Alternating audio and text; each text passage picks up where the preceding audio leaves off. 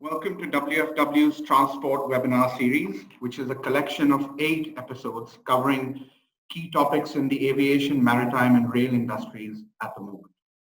Today's webinar is the second of 3 episodes covering aviation in particular, and today we'll be discussing alternative assets in the aviation industry. Before we start, some housekeeping notes. Please note that participant video and audio have been disabled to minimize interruptions. If you would, however, like to pose a question or a comment, please use the Q&A function and we'll either write a reply or respond during the Q&A session or respond specifically to you after the session.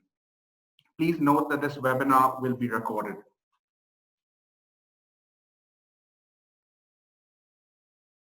In terms of introductions, I am Dhruv. I'm a partner in Watson Farley and Williams Asset and Structured Finance Group based in Dubai.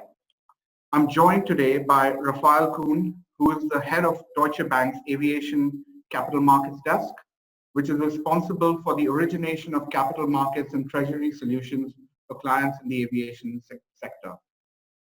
Rafael is also the co-head of Deutsche Bank's debt private placement team, which delivers solutions in Section 42A private placement format to Deutsche Bank's clients globally.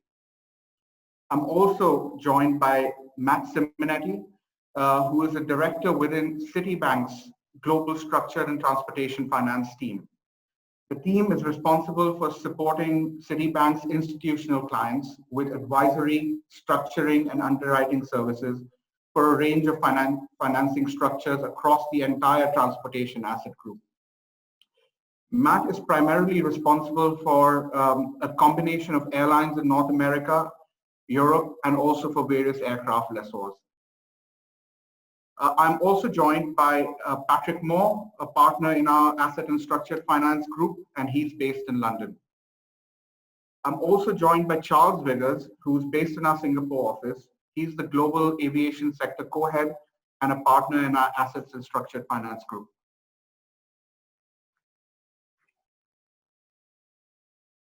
To begin, I think there's been a spate of notable big bang financing transactions in which airlines have leveraged the so-called alternative non-aircraft assets to create liquidity and or to secure better credit ratings for their offerings. While the US has witnessed the majority of activity, such transactions are garnering attention across the globe. The purpose of this webinar is to first walk through some of the recent trends and then touch on some of the key structuring considerations that might come into play. And finally, discuss both the opportunities and challenges associated with the portability and adaptability of these structures outside of the US, principally in Europe and in Asia.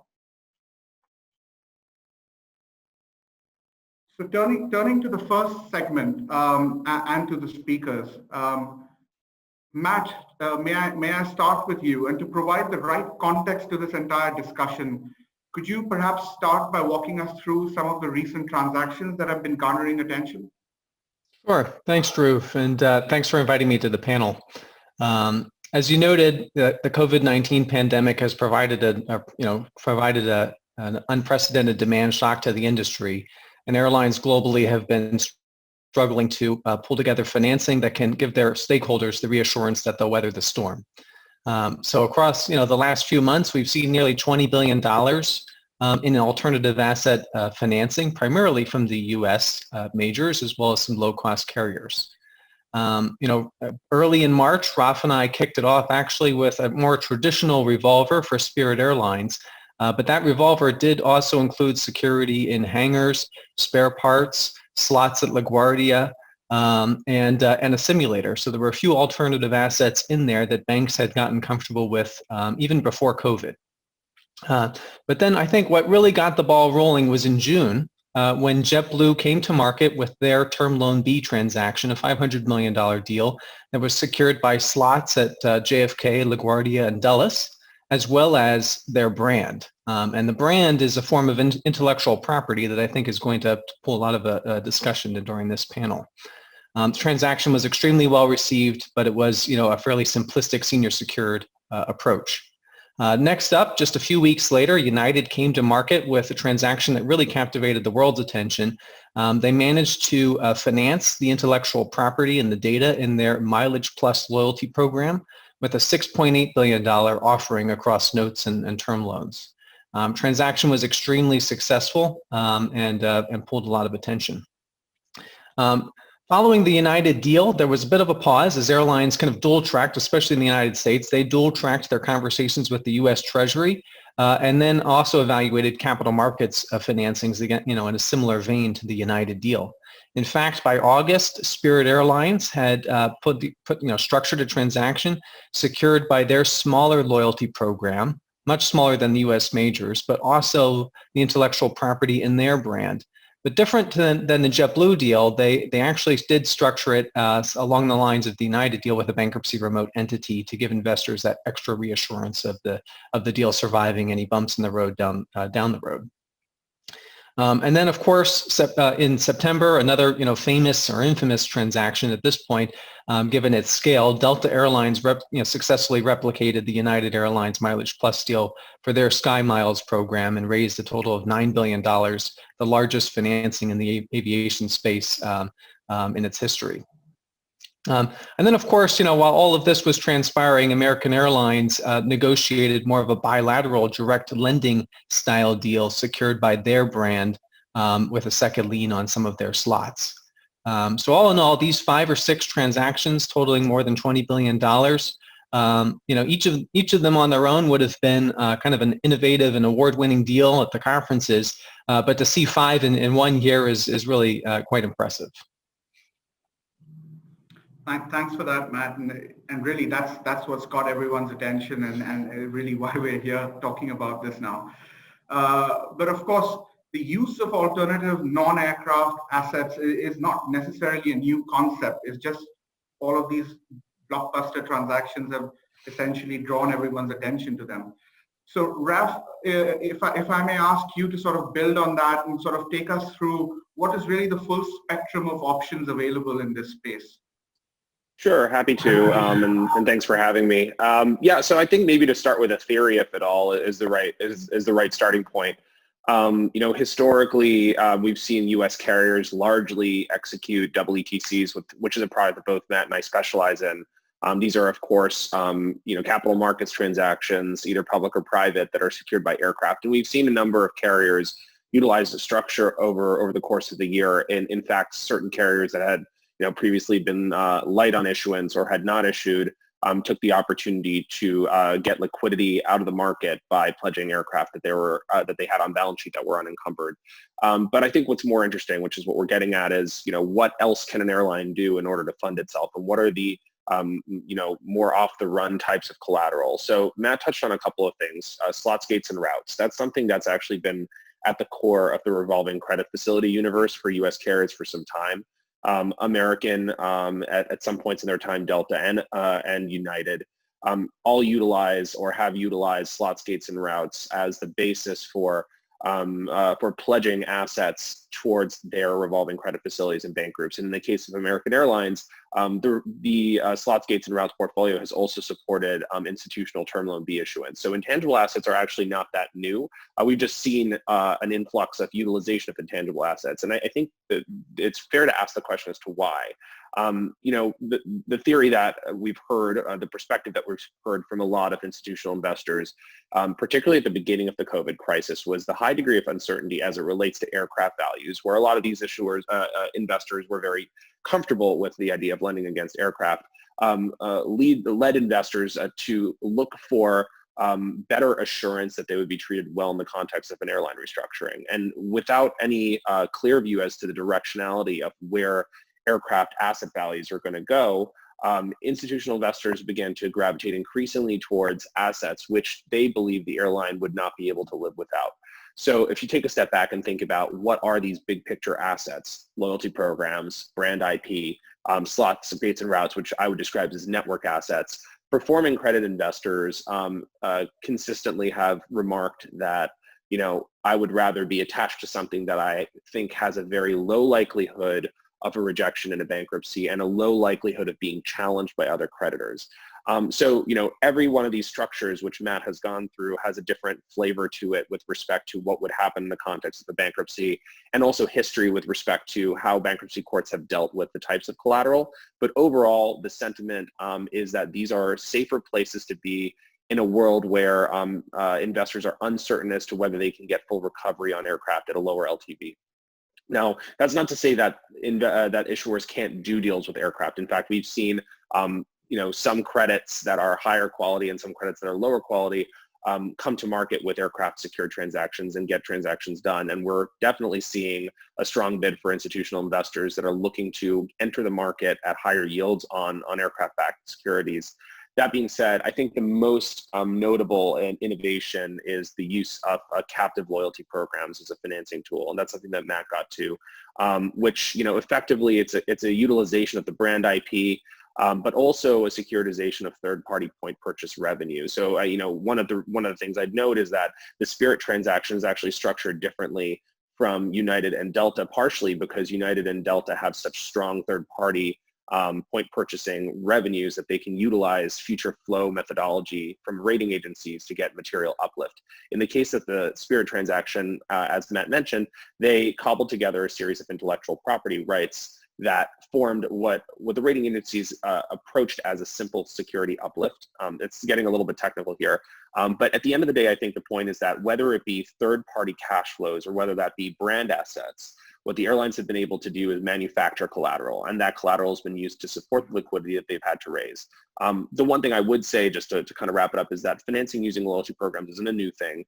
We've definitely, at Deutsche Bank, utilized or worked with our clients to either unlock value in loyalty programs. In the case of spin-outs, for example, Avianca Life Miles is a separate program, which we then worked with the program to put a term loan B program into. So, we were able to raise capital against spun out arm's length loyalty program. The real innovation this year has been utilizing captive loyalty programs in order to finance, in order to raise capital for airlines. And I think it's been very well received by the market, particularly given the robustness of the structures that have been put in place.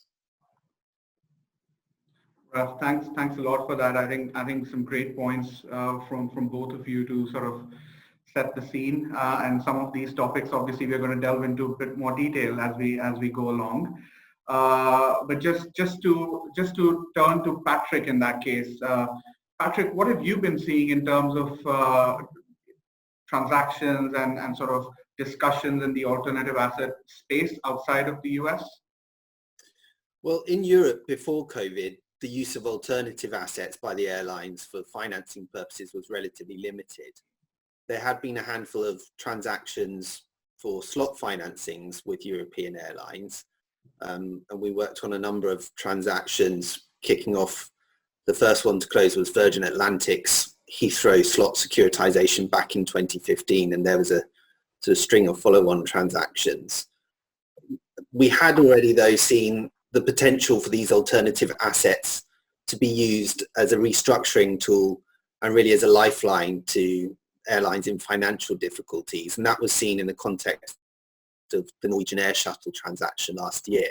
In that case, Norwegian offered up its portfolio of Gatwick slots to enable it to roll over and refinance its bonds, which were coming to maturity. Since the COVID crisis, we've seen some of those existing transactions upsized and restructured.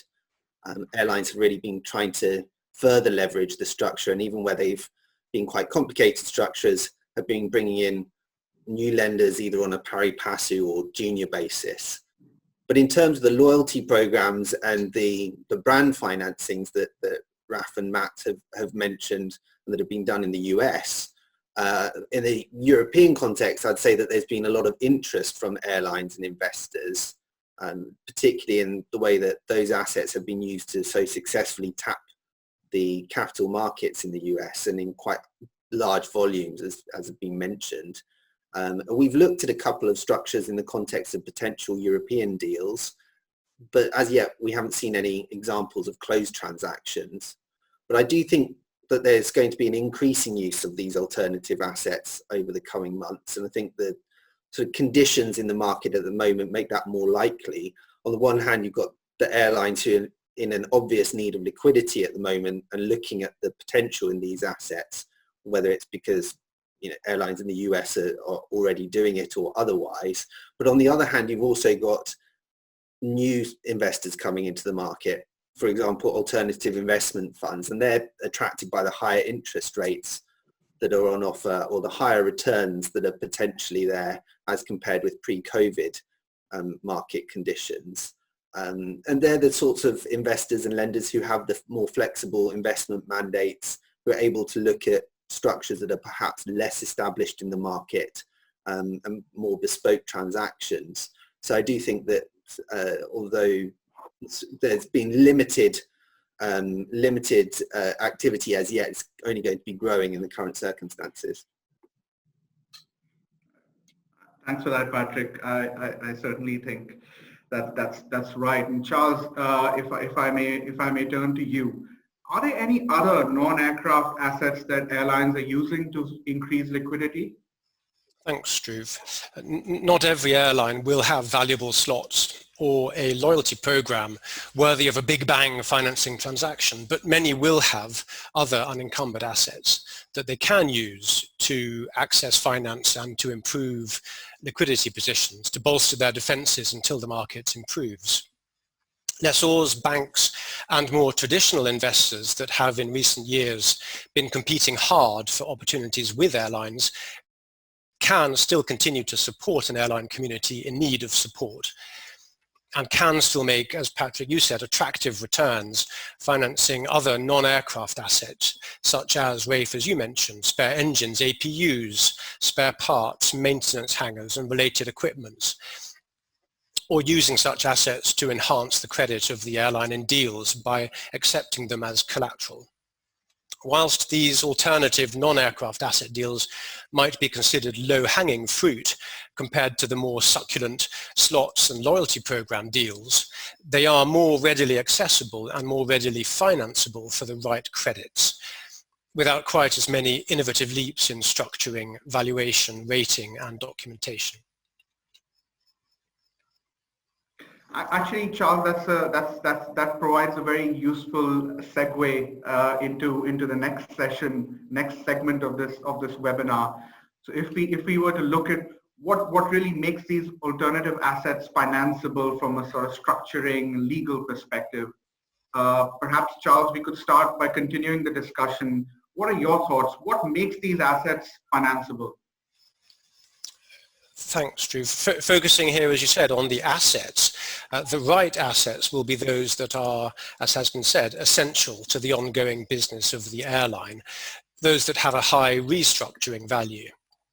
It's implicit in this focus on the asset's restructuring value that the airline in question will survive. And our London partner Stephen Parker discussed in our first webinar the merits of different insolvency regimes in facilitating the survival or not of an airline that needs to be restructured. We've talked today in particular about slot route gate combos, slots, loyalty programs, and brand, of course.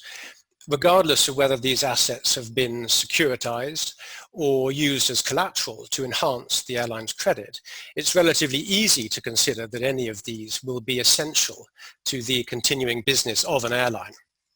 An airline simply won't be able to fly if it can't use its slots or its gates and routes. Likewise, an airline will lose engagement with its customers if it can't access its loyalty program. It's through the loyalty program that an airline mines the wealth of information that it has about its customers, their habits and their preferences, not just as they travel, but also as they go about their daily lives.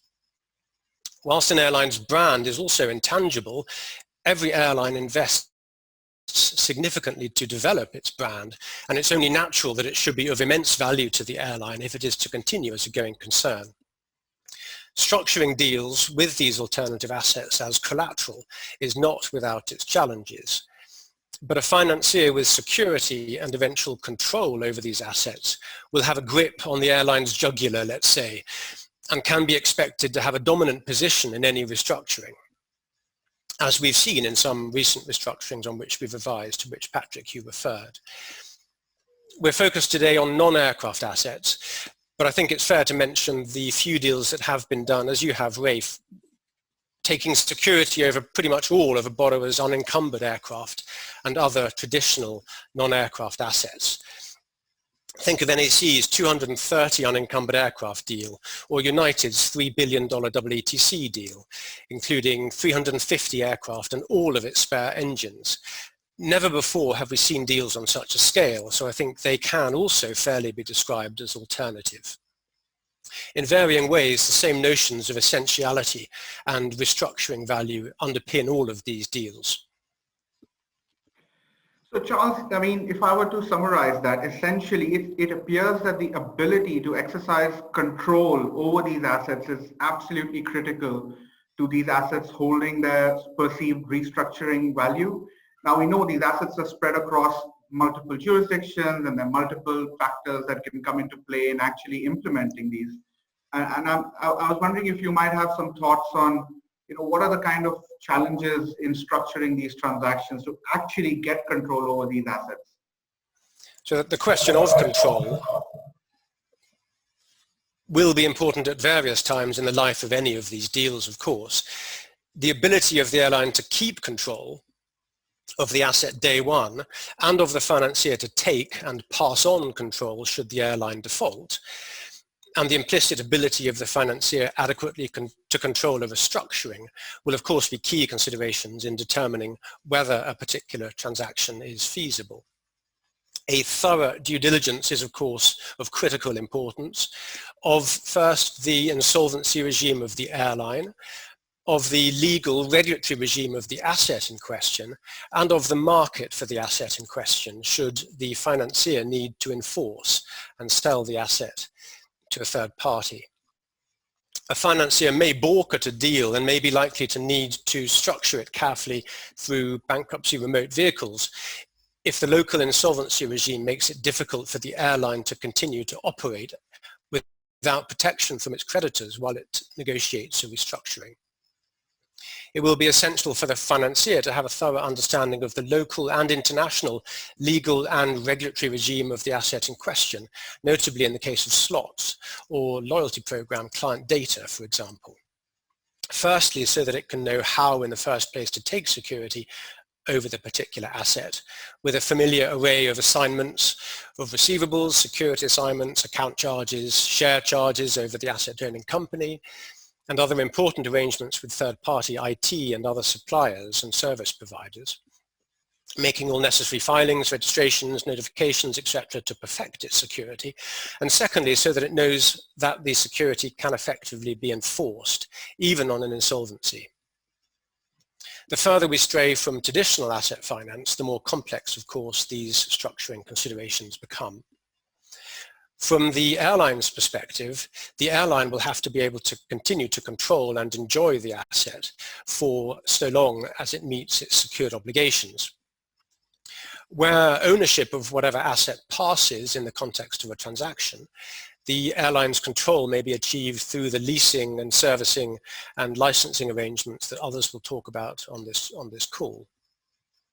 Should the airline default, the financier is going to be focused primarily on the restructuring value of the asset, its ability to have a stronger bargaining position than other creditors in any restructuring.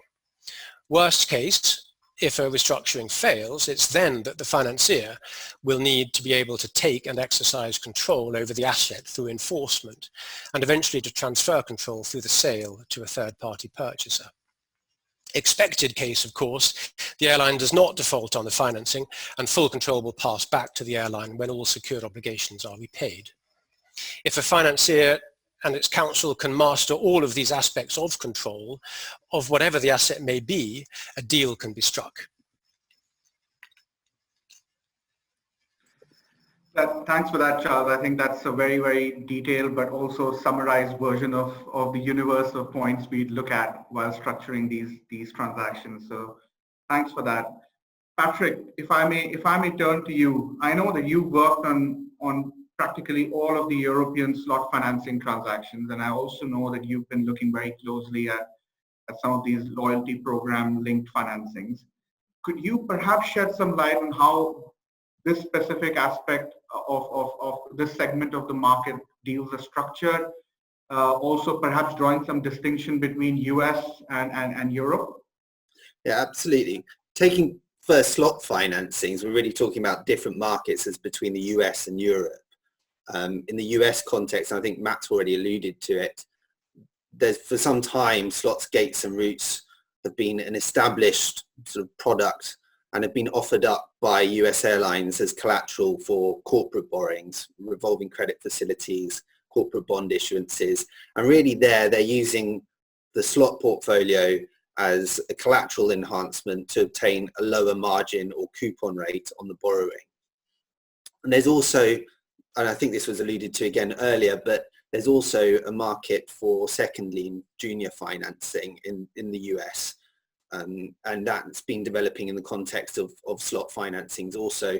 I think in the American Airlines July capital raise, which was 1.2 billion US dollars, that included a 200 million borrowing secured on a second lien basis against a slot portfolio that had already been pledged for other existing facilities.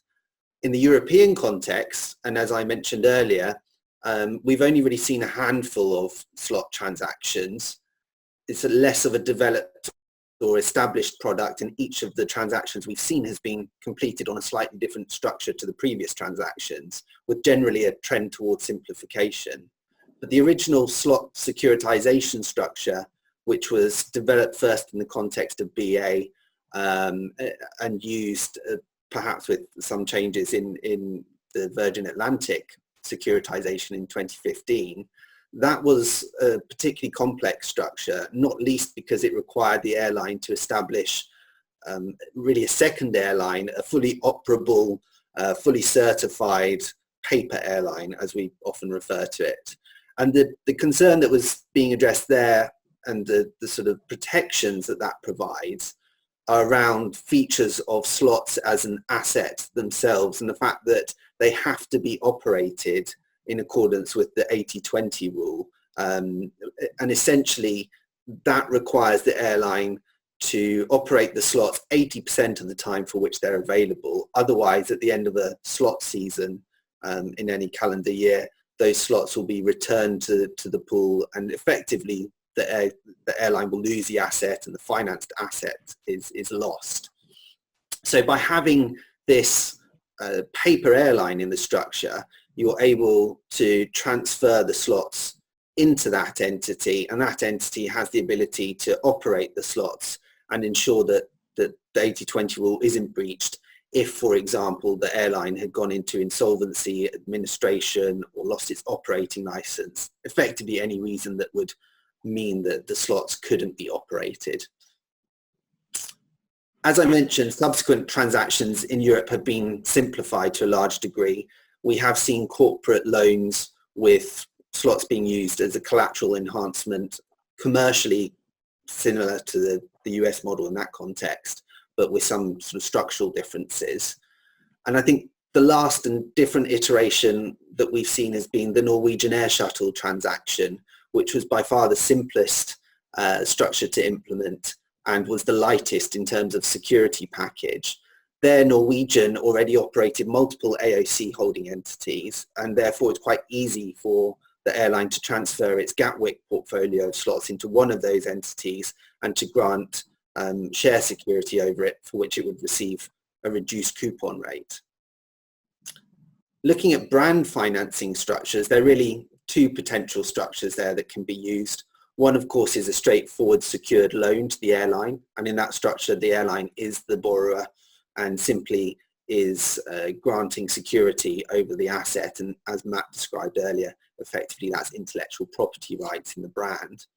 The other structure that could be used would be an asset securitization, and in that case the airline sells the brand either to one of its subsidiaries or perhaps in an off-balance sheet structure to an orphan entity, and that entity acts as the borrower and licenses back the brand to the airline, and by doing so it's receiving royalties or licensing fees, and that revenue stream will repay its borrowing.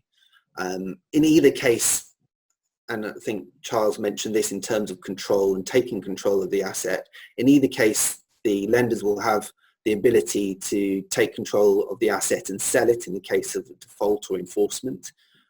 But the securitization structure really provides bankruptcy remoteness protections and essentially takes the asset out of the airline, which at some point might be subject to a stay on enforcement. The loyalty program financings, which we've seen completed by the likes of Delta and United recently, have been, I think there's been a distinction drawn in the earlier discussion between the pre-COVID financings and the more recent captive financings. And there I'm really referring to the captive financings by Delta and United, but there they've been on balance sheet securitizations. And the loyalty programs operate to provide revenues from program partners to the airlines, such as Visa, Amex, and other partner companies, often car rental companies or others that are buying air miles under the program to allocate miles to their customers when customers are spending money with them. I think the interesting and important commercial point there is that the revenue stream therefore doesn't depend on the operation of flights by the airline. It only depends on the continued consumer spending with those program partners. And the program itself is constituted by a series of contracts with those program partners, plus intellectual property rights, as we've mentioned, in terms of customer databases, sometimes branding. A lot of these mileage programs are well branded and have developed brands. And all of that is packaged up and transferred into subsidiaries of the airline, or a group of subsidiaries of the airline, which borrow to purchase the asset, as it were, from the airline. And the revenues from those partners come in to the subsidiaries and repay the borrowing.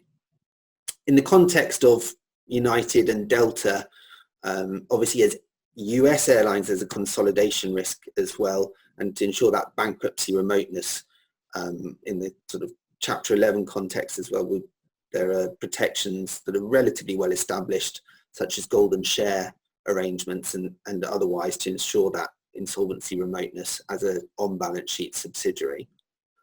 Generally speaking, the translation of these structures out of US into Europe, Asia, elsewhere, should be relatively straightforward. The securitization structures there are well-trodden paths in other sectors and with different assets, but of course there are particularities, as Charles has mentioned, in terms of insolvency analyses and what rehabilitation or insolvency regimes are available to the airline in its home jurisdiction, but also around intellectual property laws, how security can be taken in the relevant jurisdictions in any particular transaction, and GDPR, customer data handling regulation. All of those will be slightly different depending on the jurisdictional matrix that you're dealing with for any particular transaction. Patrick, thanks for that. Again, a lot of very important points that you summarized for us. Thanks for that. And I suppose if we get all of this right and all of these the transaction is structured properly, the idea is also, as we've seen recently, that it helps in credit rating, that helps in getting better response to an offering. And Matt, I was wondering if you might want to add a few comments to what Patrick and Charles have said. Sure. Yeah. So I'll build on a couple of the elements. Certainly the bankruptcy remoteness of the structures has been critical to achieving one, investor confidence in the transactions where they might not otherwise be confident, but also in enhancing the credit ratings of the transaction. Not too significantly, not as much as we have seen in other asset classes or even WTCs for that matter, but still materially. So, for example, the critical element is that a captive loyalty program really is, critical to the airline, that is using it and licensing it, and it may not have much value to a third party. That's different than potentially slots or aircraft, where one could, not only get that tension in a bankruptcy and view it as critical to the airline's going concern, but if they did repossess that collateral, there's going to be a market for liquidating that collateral or selling it to other airlines. Very different in the loyalty program transactions or even in a brand transaction. And so that bankruptcy remote structure really is designed to create the maximum tension with the airline in that restructuring dialogue. And I think what Fitch, kind of notes in their assessment of the landscape is that there have actually been about 200 airline restructurings in the last couple decades. And what that means is that airlines that are, a little bit more scale, the ones that are likely to do these kind of transactions, they are cyclical businesses. They do experience bumps in the road, and COVID-19 is definitely a major, bump in the road. In those restructuring discussions, those airlines often do reorganize. There usually is a business there if they can weather the storm. And what you need to do as a creditor and in thinking about structuring these transactions and what the rating agencies are looking for is creating a deal that has certainty that the airline will affirm it and that the indebtedness will get paid essentially as it was initially sold. It'll survive the bankruptcy of the restructuring process. And so by isolating that collateral, the bankruptcy remoteness, is critical, and Patrick touched on the elements you might need to achieve that. The licensing agreement with the airline likewise has milestones in it. So just think about it. If the airline does not own the collateral, let's say the Spirit Airlines brand, 10 days going into a Chapter 11 bankruptcy, if they don't own it and they're not paying on the licensing agreement, then the owner, the creditors, will force the airline to cease using that brand. And meanwhile, actually, Spirit Airlines is likely to still be flying planes around that say Spirit on there. They're likely to be using the Spirit.com website. Customers will know and understand the Spirit brand. And for them to turn on a dime in 10 days and not be able to use that property is really going to be a major disruption to the business. And that's that critical element, that tension that's going to compel the airline to come to the table and basically affirm the licensing agreement, the royalty scheme in the case of the brand that creates that tension. And so when the rating agencies come to the table, they're looking at this situation, not so much assigning uplift because of an LGD analysis or a liquidation analysis on the collateral, but they're looking at the survivability of this collateral in a bankruptcy and the likelihood of impairment, which will be fairly low. Fitch has a nifty methodology that they've applied, which gives basically an adjusted probability of default in the financing. It's called a going concern analysis. So it's looking at the fact that they have 200 data points of going concerns that have successfully reorganized, gives them the confidence to apply that methodology to certain airlines. Certainly in the case of the Spirit deal, as Raf mentioned, not exactly the same methodology could be applied. The cash flows in the deal itself were not as robust. But they did still achieve superior notching to a standard corporate secured transaction. They got the maximum 2 notches from both Moody's and Fitch that could have been garnered out of a corporate methodology. So even there, without getting a separate securitization methodology, they were able to achieve superior notching to what they otherwise could do. And of course, set the rating agencies aside, that is kind of a nice thing to have. Sometimes if you can get to investment grade ratings, that can unlock insurance company money, which will be massive. And that was critical to Delta and United achieving, the combined $15 billion of offering that they issued. But set that aside, investors are going to be looking for that same kind of analysis. They're going to want to understand why, if I have this program, why will the airline need to affirm it? I get why it's mission critical, but why will I have that attention in the restructuring conversation? And that's how the deals have been designed. Matt, thanks a lot for that. I think in a way that's the perfect answer to the question, what makes alternative assets financeable? I think very, very pertinent points. Thanks for that. Looking at time as well, perhaps we move to the next segment. And Raf, perhaps I can start with you this time. We've seen so much action in the US compared to the rest of the world so far. Why? And what do you see as the opportunities going forward? Yeah, I mean, if you think about the history of aircraft financing and airline financing, I think one of the things that I'd note is that the majority of WTC issuance has always been from the U.S. U.S. carriers are larger. U.S. carriers have been cyclical.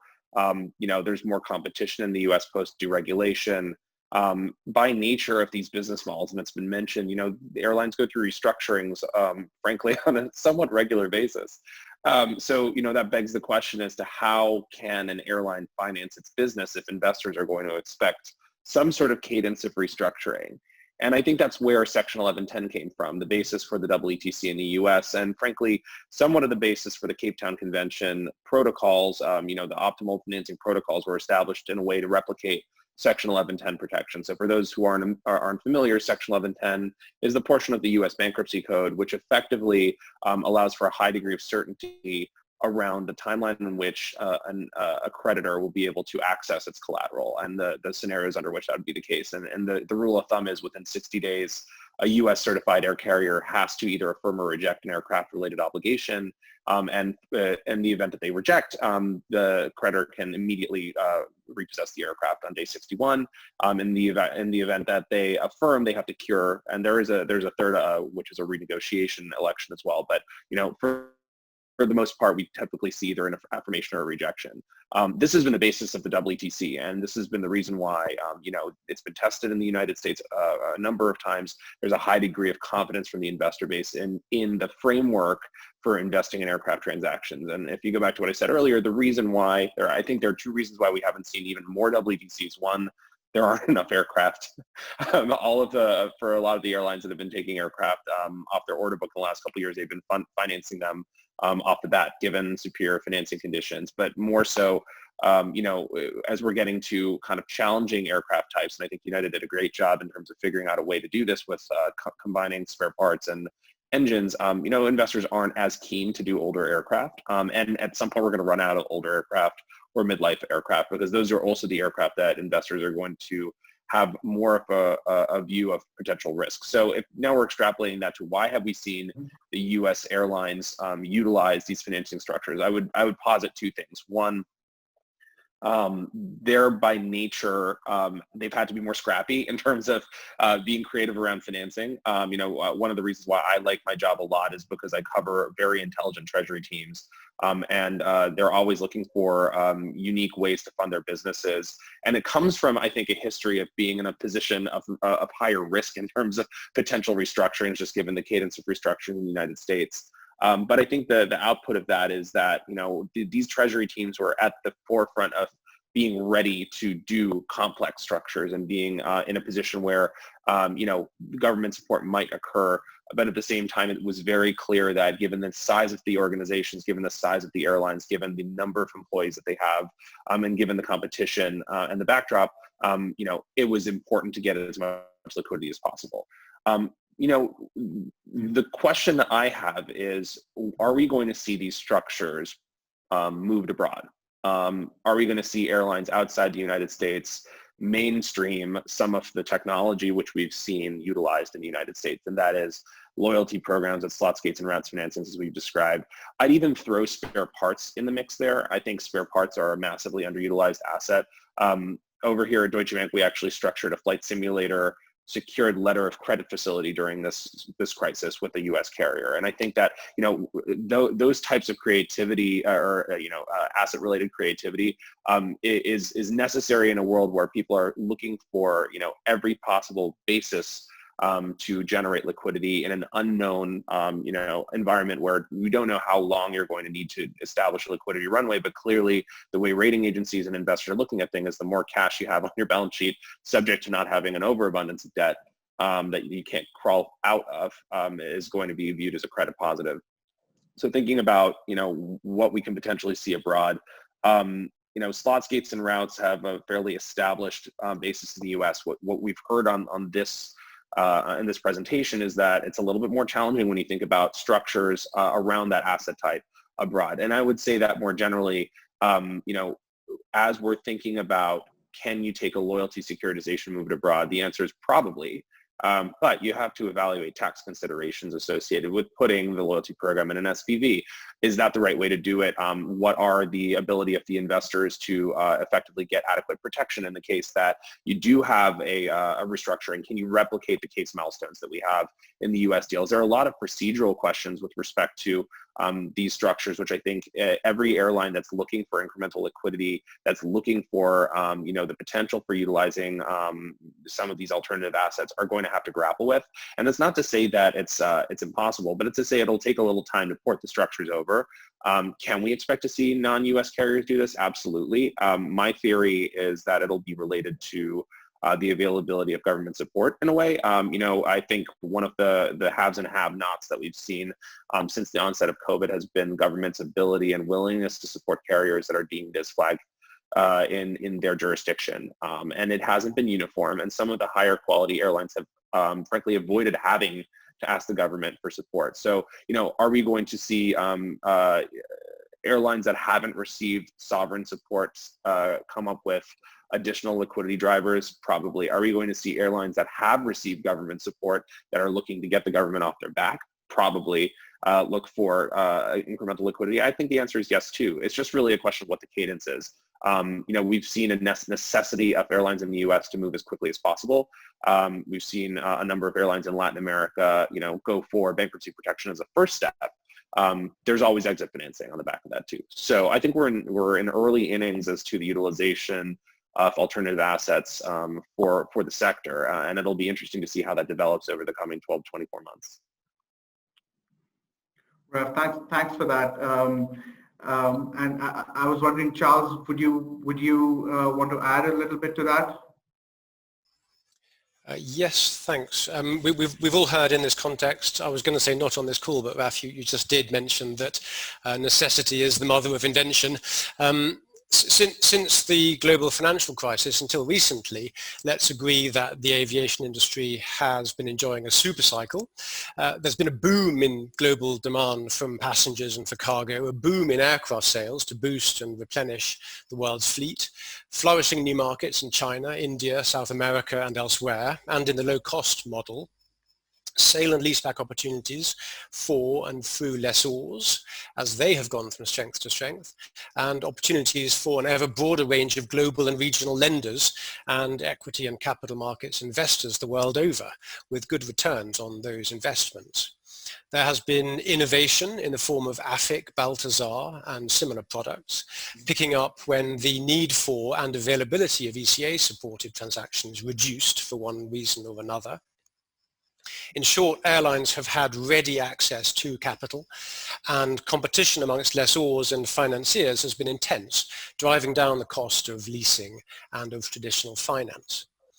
Whilst the use of slots, gates, routes as collateral in the States has, as has been said, been common, and the idea of using slots outside the States and other alternative assets to raise finance is not new, airlines have simply not needed to use these crown jewels as collateral, or actively to dig deep to identify other valuable assets that could be used as collateral until recently. Governments, Rafe, picking up on your point, have been quick to make support available, including for airlines, but the pandemic has lasted longer than many will have hoped. The summer season has not filled airlines' coffers as traditionally it would have, and government support is not inexhaustible, as we've seen in the case of Norway and Norwegian most recently. The States do seem a natural first market for these new products, with their relatively few major airlines, all incorporated in the States, of course, and with the relative uniformity of insolvency law throughout the States. The hurdles to jump to structure and close alternative asset deals seem less high than those in, say, Europe, with its relatively fragmented markets and its multitude of state-owned airlines, and with its multitude of different insolvency laws. Regardless, those in the States, in Europe and elsewhere globally that have valuable alternative assets are and will be quite sensibly looking at these new deals as a means of raising liquidity. And I do agree that we can expect to see a number of transactions outside the US in the coming months and quarters. Thanks, Charles. I think that's a good juxtaposition of the scenario between, the emerging market, Europe and US, which Raf covered, and sort of that's why the different sort of drivers and people at different stages of this process. Matt, would you like to perhaps add some color? Right. Well, echoing just what's been said, that I think there will be transactions yet to come on an international basis. I think certainly, the sovereigns have stepped in relatively quickly in certain regions to support the airlines.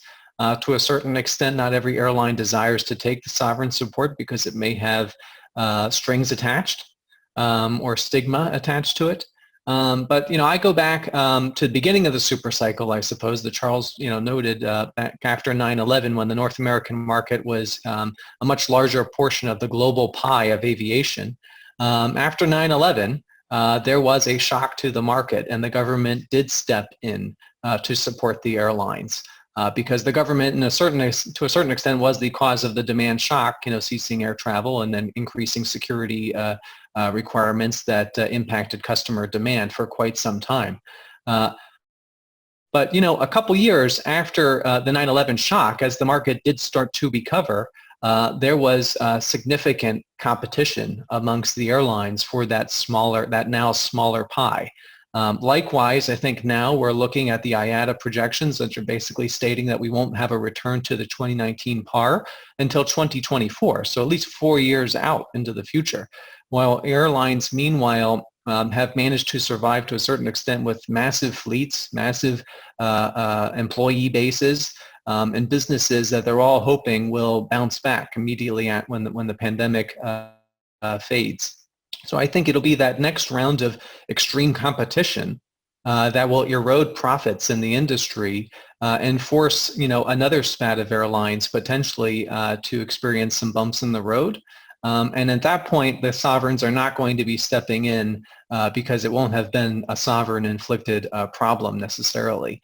And I think it's at that point that you'll see many of the non-US carriers start to move into this direction to see what kind of liquidity they can garner from these alternative assets. But I think it'll take some pushing to encourage them to do so. That's a very interesting point, Matt. And Patrick, would you like to echo or add to what the others have said? I think the point's been very well made. From a legal perspective, I think that the challenges that one encounters in translating these structures, whether it's from the US or elsewhere, they're largely matters that can be dealt with in structuring. They're not usually insurmountable if there's the sufficient motivation. But perhaps just picking up a little bit further on what Matt was saying there about the sort of link with the sovereign and the sovereign action in the European context. On a number of the deals that we've been working on recently, we've seen that there have been airlines who have been told by the sovereigns that state support may well be available, but that's predicated in many cases on private sector restructurings. So I think, again, the market circumstances show that airlines probably have the motivation, the technology is there perhaps to be developed and translated, but the challenges shouldn't be insurmountable. Patrick, thanks for that. I think we've got about 5 minutes left, so I think we should turn to some final comments. Firstly, I'd like to thank each of you. I think some very, very well-made points, and a lot has been summarized in a few words. So again, thank you. And Matt, perhaps I can start with you, and then we can go through some final comments.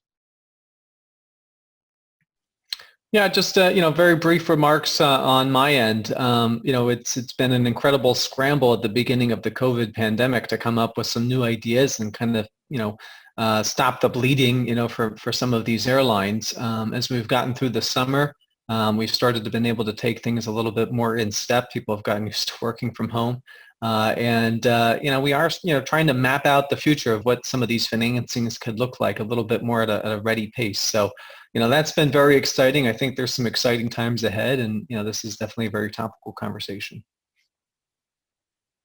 Thanks for that. And Raf, Would you like to add something? Yeah, sure.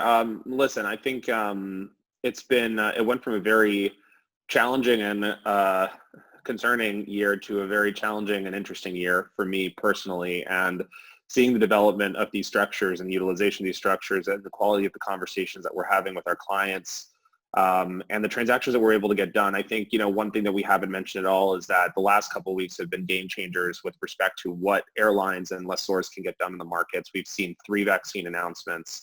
DB was fortunate to have a couple transactions on deck. Today we were in the market with Lufthansa for an unsecured bond that I think cleared with a 3% unsecured coupon in euros. Last week we did transactions for Avalon in both the unsecured bond market and the secured term loan B market. And Matt was in the market with British Airways last week on a double ETC as well that saw pretty solid support and some tightening on the day. So clearly we're at the point right now in COVID where we're seeing a rotation of risk assets towards COVID recovery plays. And I think that for the issuers that have had the luxury of being able to wait later in the process, that'll definitely come at their benefit as they start to look at the market. Transactions that were done earlier on in the crisis are seeing trading levels well above par at the moment. And I think that, between airlines looking to optimize their balance sheets, airlines looking for incremental liquidity, and the utilization of alternative assets over the course of the next couple months or even year and a half, it's going to be an interesting time for participants in the financing sector for this industry. Thanks. Charles? Yes, very quickly, 30 seconds. We work in an industry that's at the forefront of innovation, whether technical in the development of aircraft and engines or financial, as witnessed the breadth of financial products to which Matt and Rafe have referred on this call. Most of today's airlines, with the support of the leasing, banking and investor community, have adapted to market conditions resulting from past crises and survived. This crisis is, by all accounts, deeper than past crises, with airlines and others necessarily proving themselves to be even more innovative and adaptive than in the past to weather the storm, to take Matt's phrase. Thanks. Patrick, over to you. I think the prospect of the vaccine at the moment has obviously been very welcome news. For some airlines it can't or perhaps won't come quickly enough. But the long-term and medium-term prospects there are very positive now, so that's great. I think in the meantime, it's very good to have seen the development of these products, some of which have been already established in the US market. And the question in my mind is not really so much whether airlines outside of the US will replicate that. I think they inevitably will, because there's the motivation at the moment, and we have seen it done already with slot transactions. I think really what will be of interest to me is whether these products will become more commonplace and established over this period for the longer term beyond the impact of COVID, and become just part of the portfolio of financing products that airlines are using day in, day out in the longer term. Thanks, Patrick. And we're almost at the hour. So I think if I had to conclude everything we've said, the resilience and the creativity of all the stakeholders really in the aviation sector would ensure that the sector continues to survive, and not just survive, but I think thrive. And as we all say, seeing the good news about COVID vaccines, etc., I suppose we're going to come out of this stronger than before. So thank you everyone for your comments. I don't think we have time for Q&A, although there are a couple of questions which we'll address offline. So I'll just conclude by firstly thanking our speakers again, and also thanking all of you, the audience, for taking the time to join us today. If you have any further questions that you haven't already put in the Q&A, please feel free to send them to us and we'll get back to you. If you dialed into this webinar, please email us at events@wfw.com so that we know you attended. We're going to send a short feedback survey. Please do take the time to fill it, because it will make sure that we provide more fit for purpose content as we go along. As I said at the start of the session, just a reminder, on December 1st, we have the third episode in the aviation series, private equity opportunities in aviation. I'm sure it's going to be a great session. Look forward to seeing you all over there. And to the extent you haven't already RSVP'd for that, I request you to RSVP. Thanks again.